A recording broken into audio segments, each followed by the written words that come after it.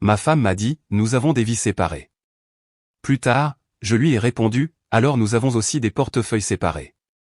C'était un vendredi soir, le genre de soir où le labeur de la semaine vous laisse complètement lessivé, mais avec une furieuse envie de déconnecter. Je venais de rentrer du bureau, ma cravate à moitié défaite, les chaussures abandonnées près de la porte. La maison sentait le nettoyant au citron. Maria, notre femme de ménage, était passée ce matin-là, laissant le comptoir impeccable. J'étais dans la cuisine en train de me verser un bourbon sec quand Sarah est entrée. Elle était en tenue de yoga, les cheveux en une queue de cheval serrée, faisant défiler son téléphone comme s'il contenait le sens de la vie. J'ai pensé que c'était l'occasion de se synchroniser, peut-être de sauver le week-end. Salut, ai-je dit, adossé au comptoir. Des projets pour le week-end? Je pensais qu'on pourrait faire quelque chose ensemble. Aller au lac, passer à ce petit restaurant que tu aimes bien. Elle n'a pas levé les yeux. Son pouce continuait de balayer l'écran, les yeux rivés dessus. J'ai mes propres projets, Tom. Toi, fais ce que tu veux. Je me suis figé. Le verre à mi-chemin de mes lèvres. Son ton n'était pas colérique, juste froid, comme si j'étais un collègue qui demandait une faveur. Pas son mari depuis 12 ans. D'accord, ai-je dit, en gardant ma voix égale. Tu veux bien me dire quels sont ses projets? J'essaie juste qu'on soit sur la même longueur d'onde. Elle m'a jeté un regard, ses yeux perçants, comme si j'avais interrompu quelque chose de sacré. J'ai ma vie, tu as la tienne. Ne m'étouffe pas, d'accord? Ça m'a frappé comme un coup de poing dans la poitrine. Pas fort, pas méchant, mais tellement méprisant, comme si j'étais un inconvénient dans ma propre maison. J'ai pris une gorgée de bourbon, laissant la brûlure me ramener sur terre. Ce n'était pas une mauvaise journée. C'était un signal, et j'aurais été un idiot de ne pas le voir. Très bien, ai-je dit en posant mon verre. Je vais me faire mes propres projets, alors. Je suis sorti de la cuisine, j'ai dépassé le salon où son tapis de yoga était encore enroulé sur le sol, et je me suis dirigé vers le garage. Pas de porte claquée. Pas besoin. Mon esprit avait déjà 3 coups d'avance. Honnêtement, si j'avais su à quel point ça allait devenir moche, j'aurais commencé à faire mes valises ce soir-là. À l'époque, je pensais que ce n'était qu'une mauvaise passe, quelque chose dont nous ririons plus tard. Bon sang, ce que je me trompais. C'était le premier coup de semonce, et la tempête approchait à grands pas. Je ne suis pas resté à bouder. Inutile. J'ai pris mon ordinateur portable, je me suis installé sur une vieille chaise pliante dans le garage, l'air épais d'une odeur d'huile de moteur et de sueur. J'ai réservé un voyage en solo à notre chalet au bord du lac pour samedi. Pas de discussion, pas de deuxième demande. Si Sarah voulait son espace, je le lui donnerais en partant. J'ai envoyé un texto à Mike, mon pote depuis la fac, un entrepreneur avec un rire rauque et une barbe de bûcheron. Libre demain? Pêche au lac. C'est moi qui régale. Il a répondu en 10 secondes. Carrément. On se voit à 7 heures. Samedi matin, j'étais debout à l'aube. Café dans un thermos. Matériel de pêche jeté dans le pick-up. Sarah dormait encore. La porte de sa chambre était fermée. Je n'ai pas laissé de mots. Elle finirait par comprendre. À mi-chemin du lac, mon téléphone a vibré. Son texto, où es-tu? J'ai répondu, au lac. Tu as dit que tu avais des projets. Pas d'émoji, pas d'excuses, juste des faits. Mike attendait sur le quai, sa vieille Ford garée à côté de mon camion. Il déchargeait une glacière, sa chemise en flanelle retroussée jusqu'au coude. De l'eau dans le gaz, a-t-il demandé en jetant la glacière dans le bateau. J'ai haussé les épaules, hissant mon matériel à bord. Elle veut son espace. Je le lui donne. Il a gloussé en secouant la tête. Tu es un salaud de sang-froid parfois, Tom. Efficace, ai-je corrigé en démarrant le moteur. Nous avons largué les amarres. Le lac était calme, l'air vif de ce début d'automne. Le poisson ne mordait pas beaucoup, mais peu importait. Mike a ouvert une bière, s'est adossé à son siège. Alors, c'est quoi son problème? Sarah est bizarre ces derniers temps. Karen dit qu'elle est toujours sur son téléphone à organiser des trucs sans toi. J'ai remonté ma ligne, vérifié la pas. Apparemment, elle a sa propre vie. Elle m'a dit de ne pas l'étouffer. Mike a reniflé. C'est la meilleure. C'est elle qui te tient toujours en laisse. Tu te souviens du 4 juillet dernier? Elle t'a fait courir les errands pendant qu'elle réseautait avec ses copines du club de vin. J'ai hoché la tête, le souvenir était vif. Sarah avait passé toute la fête à socialiser, me laissant jouer l'hôte et servir les boissons. Ouais, j'en ai fini avec ça. Mike a levé sa bière. Il était temps. Tu es trop patient, mec. La plupart des gars auraient déjà pété les plombs. Il ne s'agit pas de péter les plombs, ai-je dit en relançant ma ligne. Il s'agit de poser des conditions. Elle veut jouer en solo. Je ne vais pas rester à la maison à l'attendre. Il a souri, mais il y avait une lueur d'inquiétude dans ses yeux. Méfie-toi d'elle. Sarah n'est pas du genre à lâcher prise facilement. Quel essai, ai-je dit, d'une voix neutre. Je ne demanderai pas 2 fois. Nous avons passé la journée sur l'eau à parler de son dernier projet, une terrasse sur mesure pour un pont de la tech en banlieue, et du bordel de la chaîne d'approvisionnement qui bousillait son planning. Mike a raconté l'histoire d'un client qui avait changé d'avis 3 fois sur la finition du bois, et nous avons ri jusqu'à en avoir mal aux côtes. C'était la première fois depuis des semaines que je me sentais moi-même. Quand je suis rentré le dimanche soir, Sarah était dans le salon à regarder une émission de télé-réalité où des femmes au foyer se hurlaient dessus. Elle m'a jeté un regard, puis est revenue à la télé. « Tu ne m'as pas dit que tu partais ?» a-t-elle dit, sa voix plate comme si elle énonçait un fait. « Tu ne m'as pas dit tes projets non plus ?» ai-je répondu en laissant tomber mon sac près de la porte. Je me suis dit qu'on était des adultes. Elle a levé les yeux au ciel, mais j'ai surpris une lueur de quelque chose. De l'agacement peut-être, comme si elle s'attendait à ce que j'insiste, que je m'en dis son attention. Tu aurais au moins pu envoyer un texto, a-t-elle dit, son ton plus sec maintenant. Comme tu l'as fait, ai-je rétorqué en prenant une bière dans le frigo. Tu veux de l'espace, Sarah? Tu l'as. Elle a ouvert la bouche, puis l'a refermée, ses doigts se resserrant sur la télécommande. Je n'ai pas attendu qu'elle trouve une répartie. Je suis monté, j'ai ouvert ma bière et j'ai commencé à planifier le week-end suivant. Pas de poursuite, pas de deuxième demande. Elle a donné le ton. J'ai fixé les règles. Lundi matin, j'étais de retour au bureau, une entreprise de logistique de taille moyenne qui paie les factures et plus encore. Mon assistante, Carla, une femme pragmatique dans la cinquantaine qui avait le don de lire les gens comme dans un livre ouvert, m'a tendu une pile de rapports alors que j'entrais. « Vous avez l'air d'avoir besoin d'un café ?» a-t-elle dit en me regardant par-dessus ses lunettes. « Déjà 2, ai-je répondu en prenant les papiers. « Qu'est-ce que c'est ?»« Les propositions de nouveaux clients, et votre rendez-vous de 15 heures est annulé. Vous êtes libre après le déjeuner. » Bien. Bloqué l'après-midi. J'ai des projets. Carla a haussé un sourcil, son stylo s'arrêtant au-dessus de son bloc-notes. Tout va bien, Tom? Vous avez été, je ne sais pas, plus tranchant ces derniers temps. J'ai haussé les épaules en me dirigeant vers mon bureau.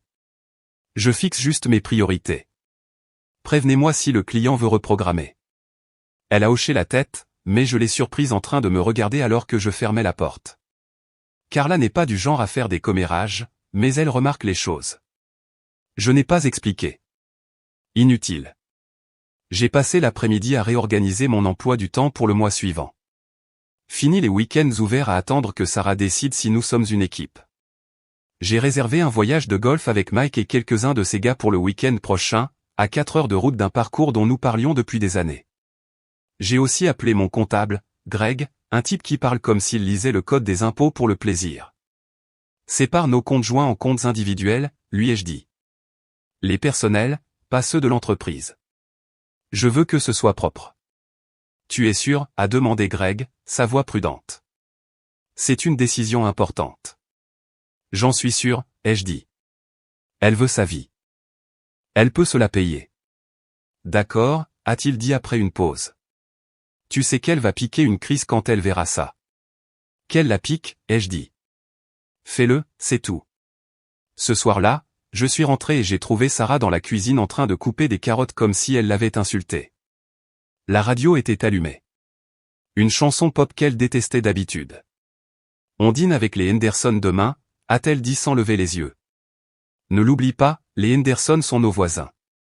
Jim, un avocat qui adore se vanter de ses affaires, et Linda, qui pose des questions personnelles avec un sourire carnassier. Je me suis adossé au comptoir, regardant son couteau travailler. Je ne suis pas là demain soir. Elle a arrêté de couper, m'a regardé. Depuis quand? Depuis aujourd'hui. Tu as tes projets, j'ai les miens. Tu te souviens. Ses lèvres se sont serrées, mais elle n'a pas insisté. Bien, je leur dirai que tu es occupé. Fais ça, ai-je dit en prenant une pomme dans le bol et en me dirigeant vers mon bureau. Je l'ai entendu marmonner quelque chose, mais je n'ai pas mordu à l'hameçon. Elle voulait jouer à l'indépendante.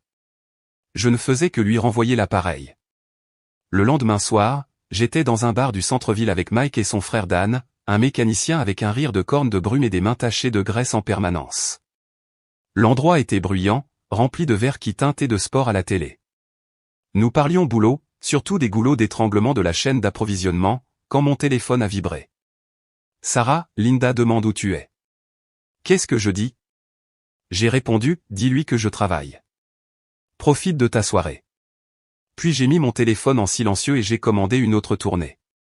Dan s'est penché en souriant. Tu évites déjà ta femme. J'évite pas, ai-je dit en sirotant ma bière. Je vis juste ma vie. Mike a reniflé. Elle va détester ça. Dan a ri plus fort que nécessaire. Mec, Sarah t'a toujours tenu en laisse. C'est quoi cette rébellion? Tu te laisses enfin pousser une paire? Je lui ai jeté un regard, mais je suis resté léger. Pas une rébellion, juste de la clarté. Elle veut son espace. Je ne vais pas mendier pour le récupérer. Dan a levé son verre, toujours souriant. Putain, je respecte ça. Mon ex a essayé ce coup-là. Le truc de ma vie, ta vie va durer environ un mois avant qu'elle pleure pour que je paie ses factures.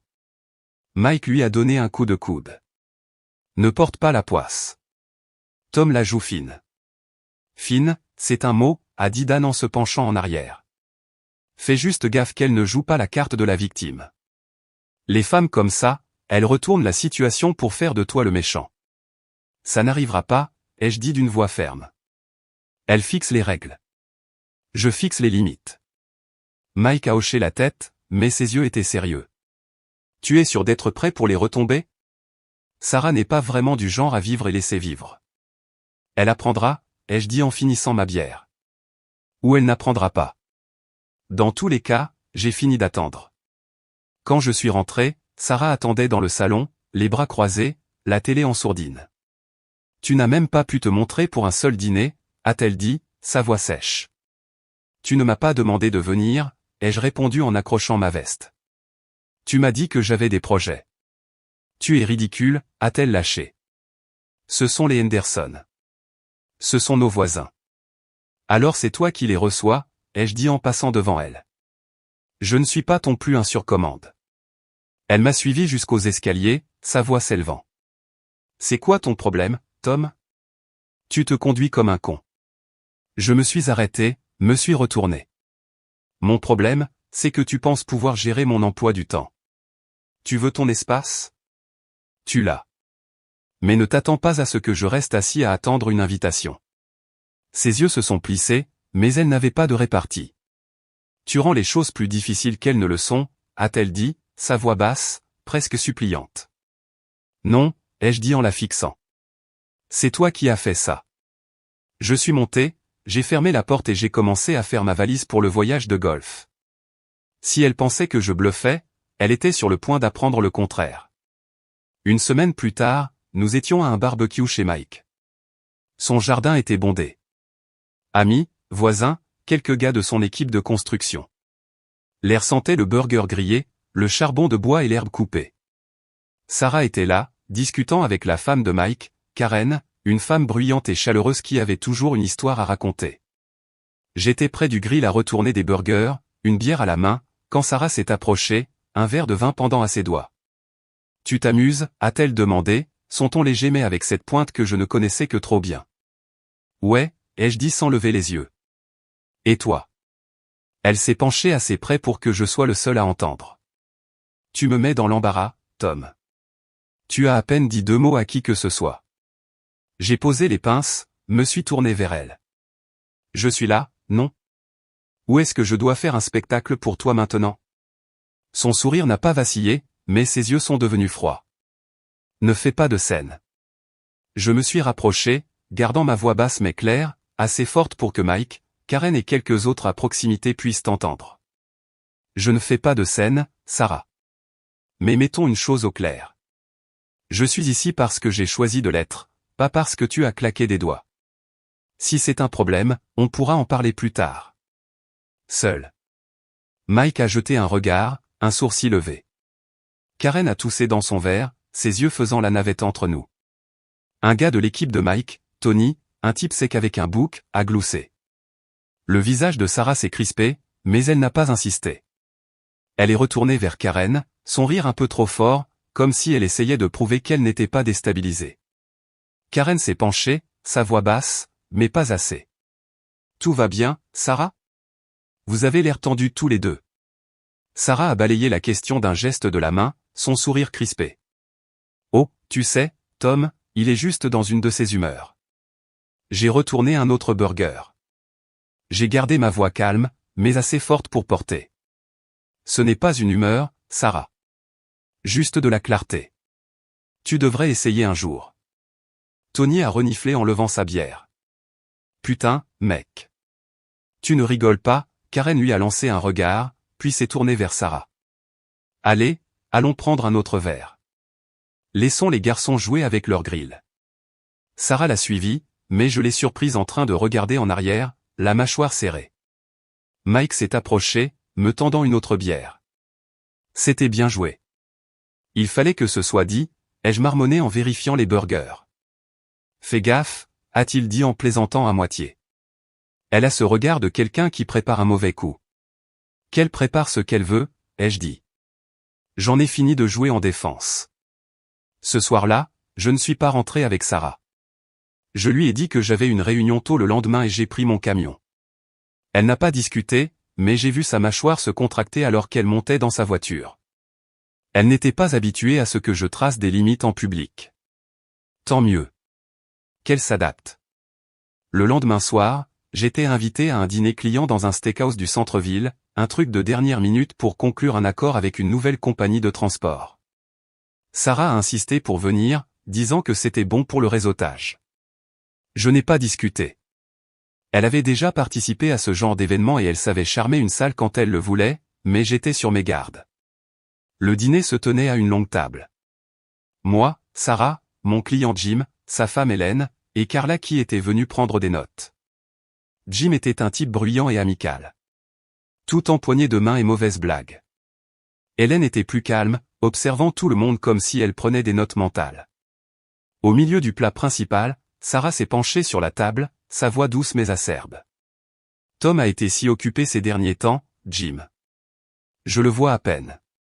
Je suppose qu'il est marié à son travail maintenant. Jim a ri, pensant que c'était une blague. Faut bien bosser, n'est-ce pas, Tom? J'ai posé mon couteau, j'ai regardé Sarah. C'est drôle. Je pensais que tu voulais ta propre vie, Sarah. Je ne fais que suivre ton rythme. Son sourire s'est figé, mais elle s'est vite reprise. Oh, ne sois pas dramatique, Tom. Je dis juste que tu es difficile à cerner. Carla m'a jeté un regard, son stylo en suspens. Hélène a haussé un sourcil en sirotant son vin. Je me suis adossé, ma voix calme. Je suis juste là, Sarah. Mais je ne me présente pas sur commande. Tu veux que je sois là? Dis-le clairement. Sinon, mangeons.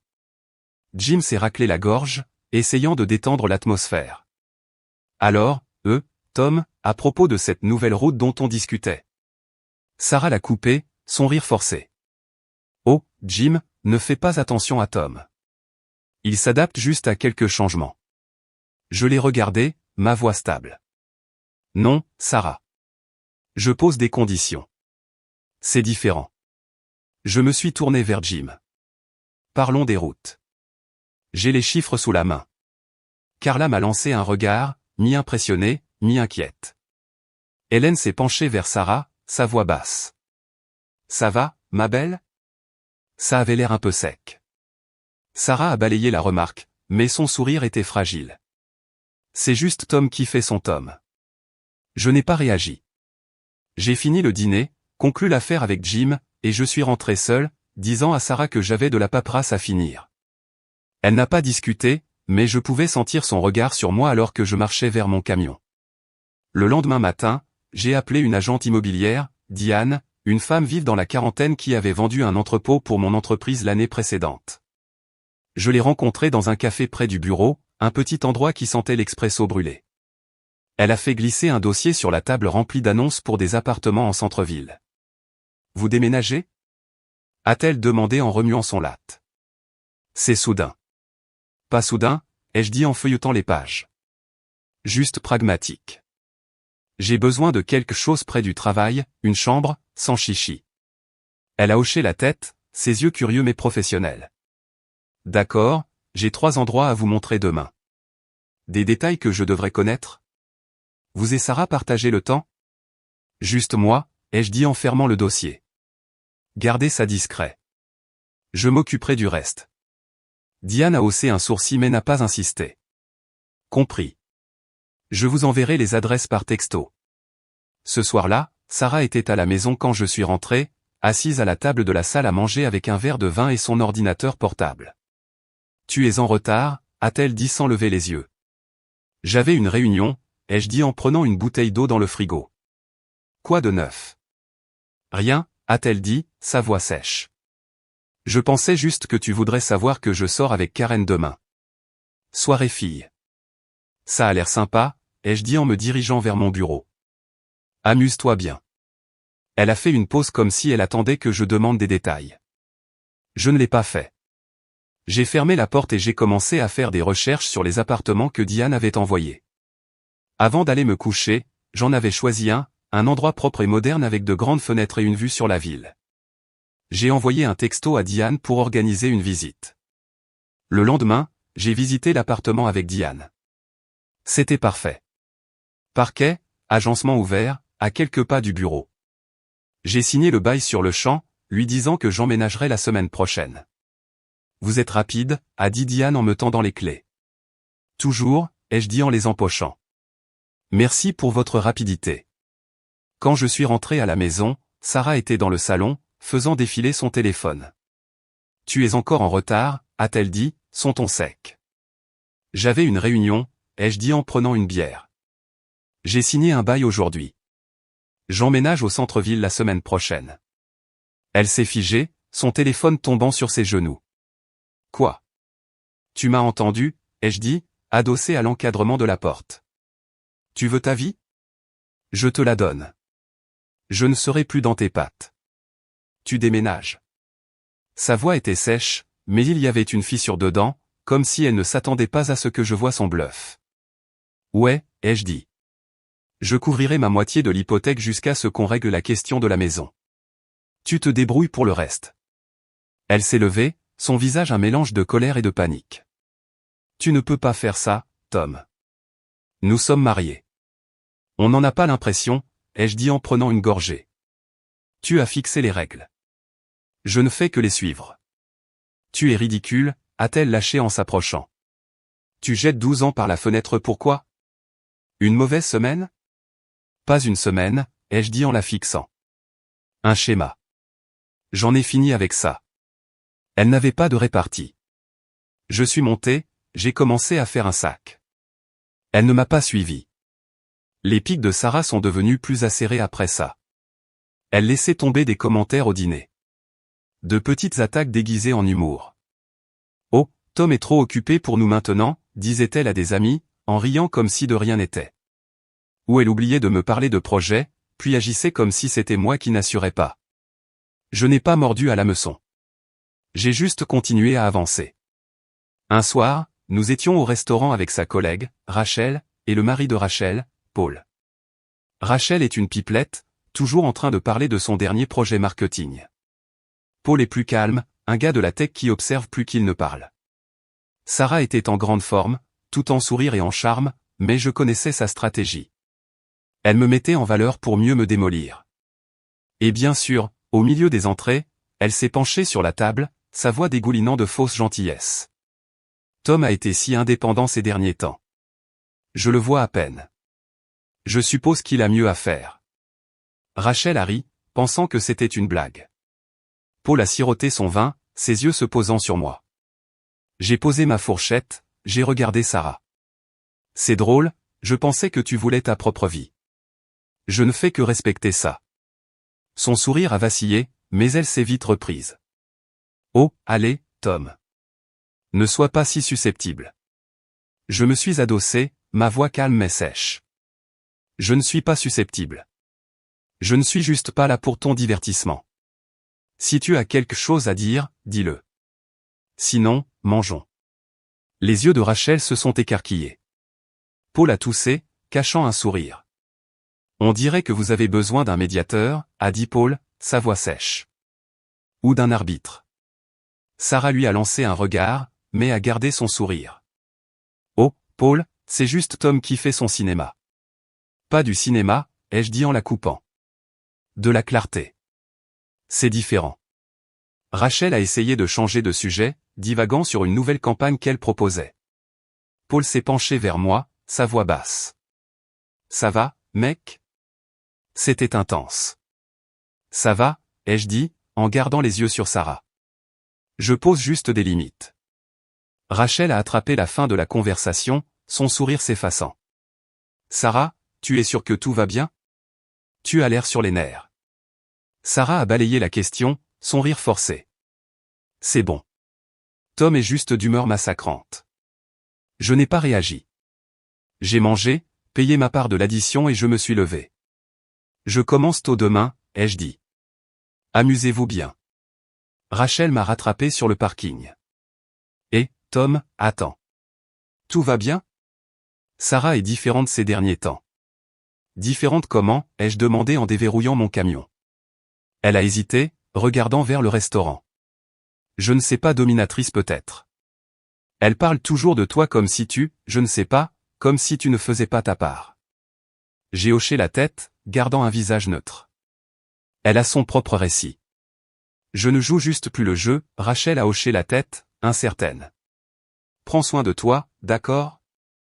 Merci, ai-je dit, mais je n'avais pas besoin de son inquiétude. Je suis rentré en voiture, planifiant déjà mon prochain coup. La goutte d'eau qui a fait déborder le vase est arrivée une semaine plus tard. J'étais encore à la maison, réglant les derniers détails avant le déménagement.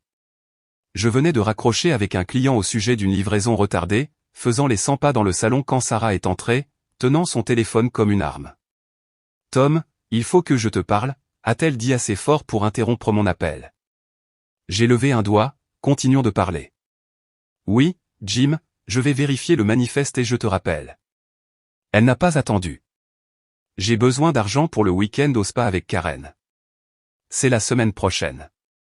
J'ai mis fin à l'appel, me suis tourné vers elle. Tu as ton propre compte. Elle a ri, un rire sec et amer. Oh, s'il te plaît. Tu vas vraiment me faire ce coup-là maintenant? C'est notre argent, Tom. Non, ai-je dit en m'approchant. C'est mon argent. Tu voulais ta vie, Sarah. Ça inclut ton portefeuille. Ses yeux ont brillé et elle s'est avancée dans mon espace personnel.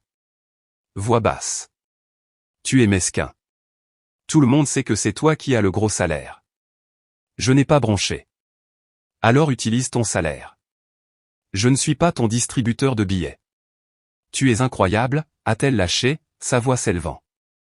Tu crois que tu peux juste me couper les vivres? Après tout ce qu'on a vécu? Après tout ça, ai-je dit, ma voix stable. Tu veux dire après que tu m'aies dit de me mêler de mes affaires? Je ne fais que suivre tes instructions. Elle m'a fixé, attendant que je cède. Je ne l'ai pas fait. Finalement, elle s'est retournée et est sortie en claquant la porte derrière elle. J'ai entendu sa voiture démarrer en trombe. C'était fini. La ligne n'avait pas seulement été franchie. Elle avait été pulvérisée. Le lendemain, j'ai emménagé dans l'appartement. Une chambre, propre, moderne, avec une vue sur les toits de la ville.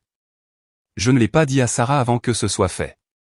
Je lui ai envoyé un texto avec l'adresse et j'ai dit qu'il fallait qu'on parle. Elle s'est présentée ce soir-là, frappant sèchement à 19h pile. Je l'ai laissée entrer, lui ai offert un verre d'eau. Elle a refusé, les bras croisés, regardant autour d'elle comme si elle jugeait l'endroit. Qu'est-ce que c'est que ça, Tom? Tu vis ici maintenant? Ouais, ai-je dit, m'asseyant sur le canapé. J'ai fini de jouer à ton jeu, son rire était sec, forcé. Mon jeu? C'est toi qui agis comme un enfant, à t'enfuir, à cacher de l'argent. Arrête, ai-je dit en la coupant. Tu ne vas pas réécrire l'histoire. Tu voulais ta vie, ton espace, ton contrôle. Tu les as eus. Je suis parti. Tu ne peux pas juste t'en aller, a-t-elle dit, sa voix s'élevant. Nous sommes mariés. Nous avons une vie ensemble. Non, ai-je dit en me levant. Tu avais une vie. Je ne faisais que la financer. C'est terminé. Si tu veux parler logistique, la maison, les factures, peu importe, je suis ouvert, mais je ne reviendrai pas, elle m'a fixé, sa bouche s'ouvrant puis se refermant. Pour la première fois, elle avait l'air incertaine. Tu es sérieux. Mortellement sérieux, ai-je dit. Tu as ton portefeuille, tes projets, ta vie. J'ai les miens. Bonne chance. J'ai ouvert la porte. Elle n'a pas bougé pendant un moment, comme si elle attendait que je craque. Je n'ai pas craqué. Finalement, elle est sortie, ses talons claquant sur le parquet. J'ai fermé la porte, les verrouillé, et je me suis versé un bourbon. 6 mois plus tard, je suis toujours dans l'appartement. C'est calme, simple, à moi. Le travail est stable, et j'ai décroché un nouveau client qui rend les choses intéressantes. Mike et moi allons au lac toutes les 2 semaines et j'ai commencé à jouer au poker avec Dan et ses potes le vendredi. Sarah est toujours dans la maison. Elle envoie des textos parfois, surtout à propos de factures ou de paperasse. Je réponds quand c'est nécessaire. Je fais court. Aux dernières nouvelles, elle a dit à Karen que je faisais une crise de la quarantaine. Karen l'a dit à Mike, qui me l'a dit. J'ai ri.